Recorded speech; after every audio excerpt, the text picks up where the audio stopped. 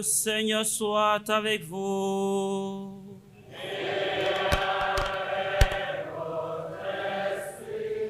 Évangile de Jésus-Christ selon saint Luc.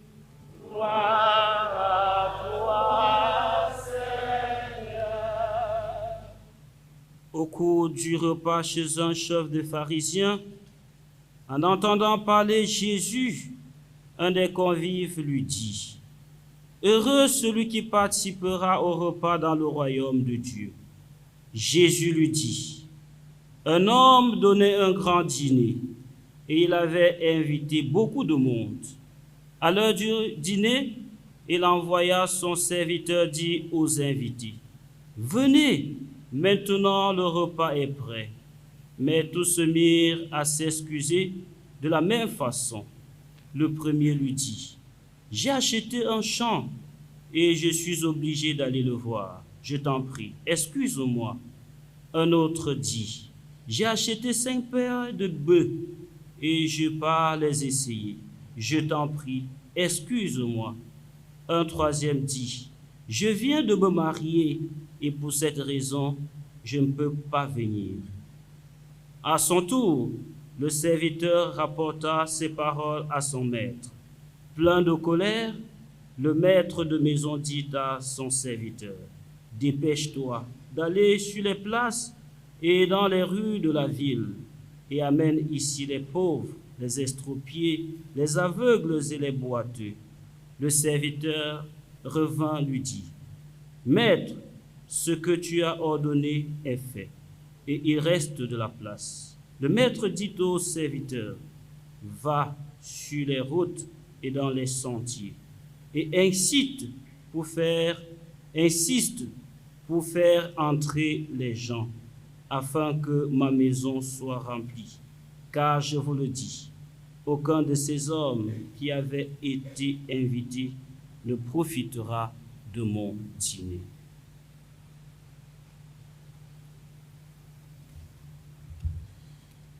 One of those gathered around the table said to Jesus, Happy the man who will be at the feast in the kingdom of God. But he said to him, There was a man who gave a great banquet, and he invited a large number of people. When the time for the banquet came, he sent his servant to say to those who had been invited, Come along. Everything is ready now. But all alike started to make excuses. The first said, I have bought a piece of land. I must go and see it. Please accept my apologies. Another said, I have bought 5 yoke of oxen, and I'm on my way to try them out. Please accept my apologies. Yet another said, I have just got married, and so I'm unable to come. The servant returned and reported this to his master. Then the householder, in a rage, said to his servant, Go out quickly into the streets and alleys of the town and bring in here the poor, the crippled, the blind, and the lame. Sir, the servant said, Your orders have been carried out, and there is still room. Then the master said to his servant, Go to the open roads and to the hedgerows, and force people to come in to make sure my house is full. Because I tell you, not one of those who were invited shall have a taste of my banquet. For our salvation, this is the gospel of the Lord. Praise be to the Lord Jesus Christ.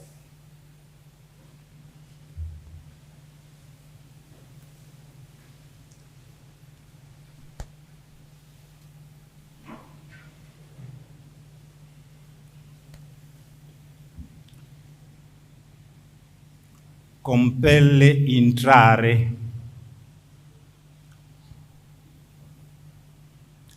Laissez jaillir l'esprit. Soyez les serviteurs du Seigneur. mais eux s'en allèrent.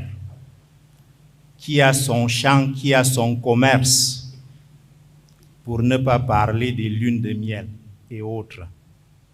Loué soit Jésus-Christ. Bonne fête à vous tous. His Grace Samuel Kleda asked me to say some words in English. The Lord is good. And all the time, all the bishops in our ecclesiastical province, with their collaborators, vicars general, priests, religious, and laity, we are so happy to celebrate this morning with you. We are very proud to be in this Holy Trinity parish. We are so delighted and deeply grateful as you dare to receive us. This is the second session of CEPED for this pastoral year. And we are on the second day of work.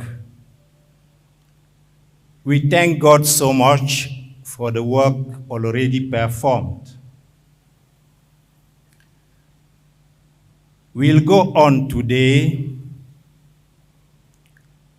checking about our seminaries and our provincial structures. It's not always easy.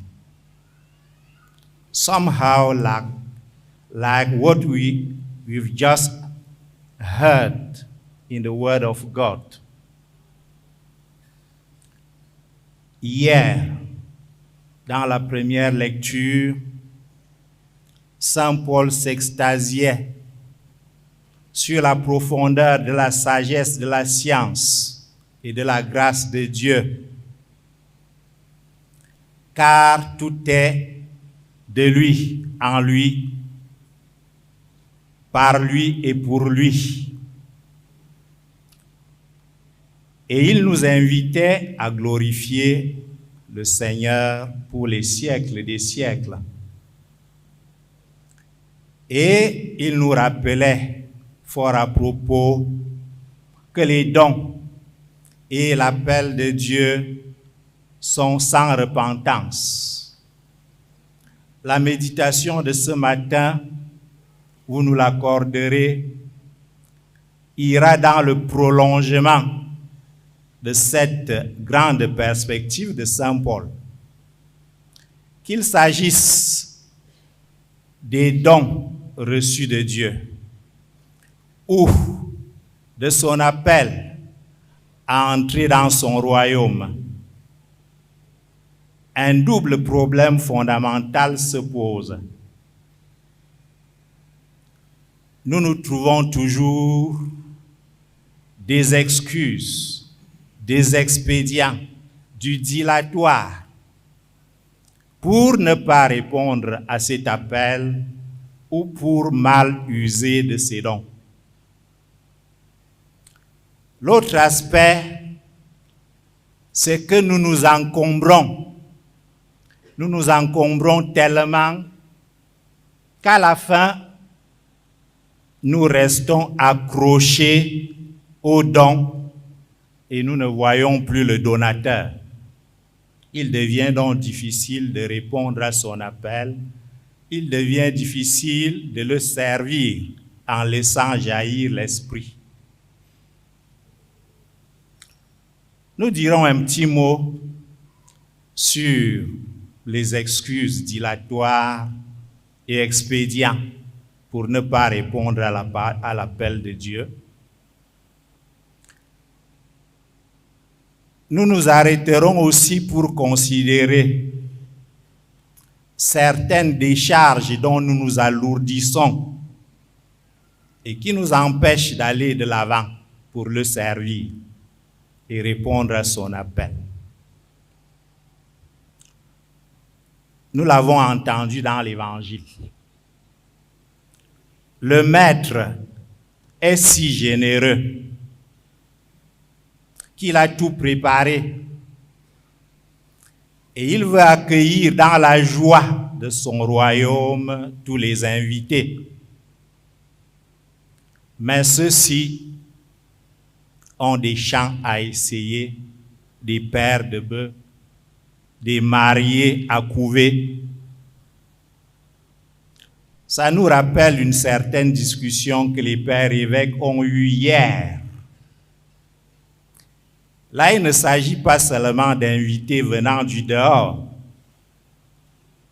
Nous-mêmes qui sommes dedans, jusqu'à ceux qui ont pris l'engagement pour toute leur vie de servir le Seigneur en allant prêcher son royaume. Il nous arrive souvent de nous trouver des excuses.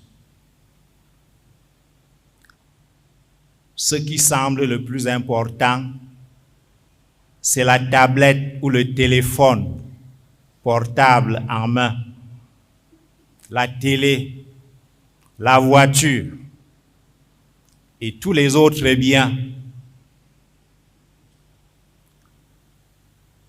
Bref, nous disons au Seigneur, laisse-nous parler d'abord le langage de notre temps, parce que c'est ce que tout le monde recherche.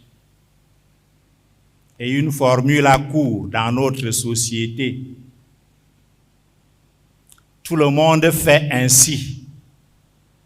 Pourquoi pas moi?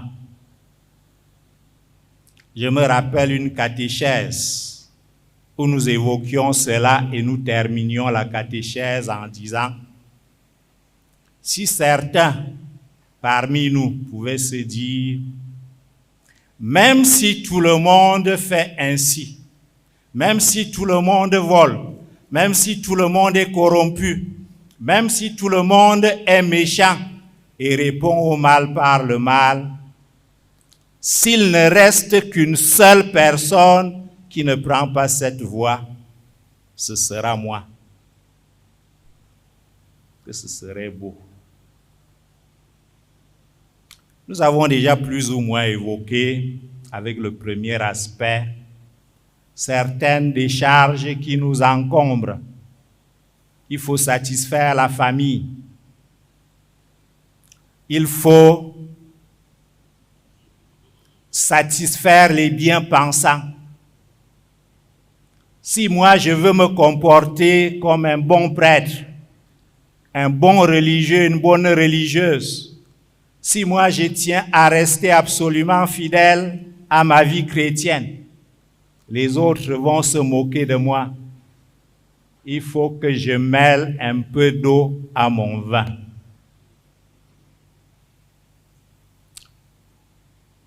Dans son livre très classique, Les Confessions, Saint Augustin, évêque d'Hippone, se rappelle cette époque où Dieu l'appelait, étant à l'intérieur de lui, pendant que lui, il était à l'extérieur, sourd à tout appel de Dieu.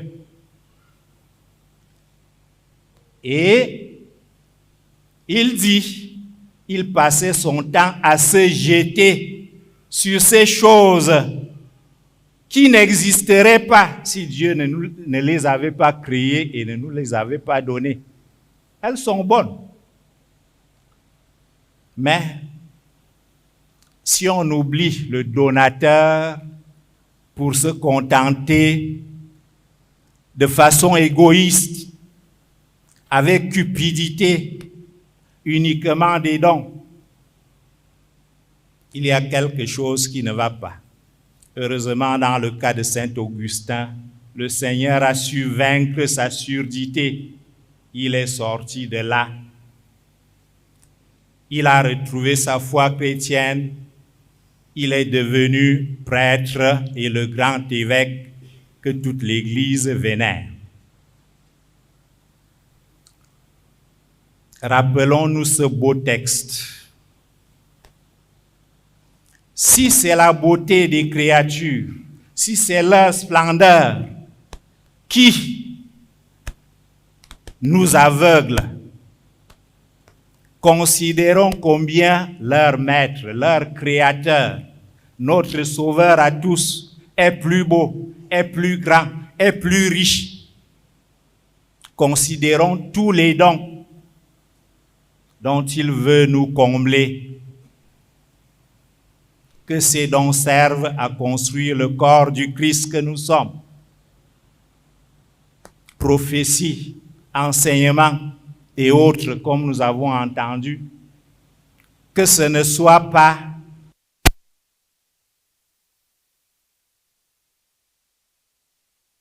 une façon de nous éclipser de plates excuses, de fausses excuses, de faux prétextes à Dieu pour ne pas répondre à son appel.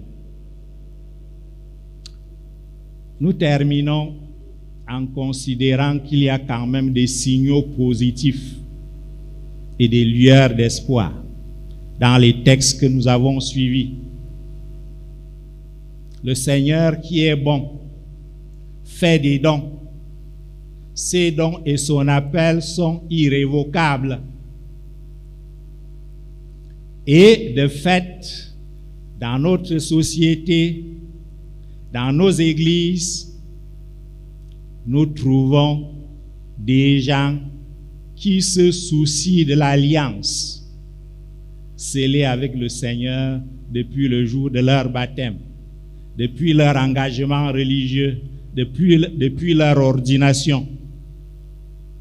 Ce sont des signaux positifs qui font que, même si nous nous lamentons des dilatoires, des excuses malheureuses, nous pouvons considérer que le Seigneur lui-même est à l'œuvre, sans cesse à l'œuvre. Lui qui a dit à Pierre, tu es Pierre, et sur cette pierre, je bâtirai mon église, et les forces de l'enfer ne prévaudront jamais contre elle. Je suis avec vous tous les jours jusqu'à la fin des temps. Il est avec nous.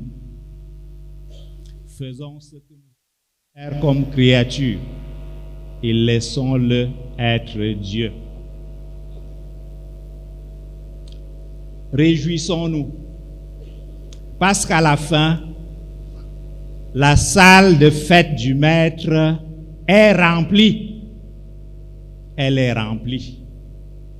Et elle sera remplie jusqu'à l'éternité, malgré certaines défections que nous déplorons et que nous porterons fermement dans notre prière aujourd'hui, afin que le Seigneur continue à nous accorder ses dons et son esprit pour bien nous en servir, répondre chaque jour à son appel en étant ses serviteurs inconditionnels.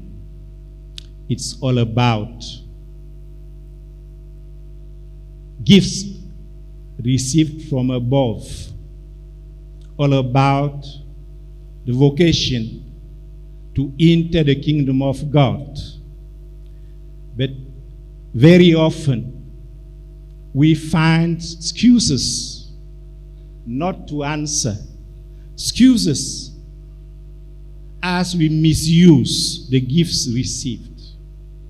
We'll pray for the gift of the Holy Spirit, so as at the end, this feast may succeed, and may all of us be there, happy with angels and saints, and glorifying the Lord. The Lord is good, and all the time.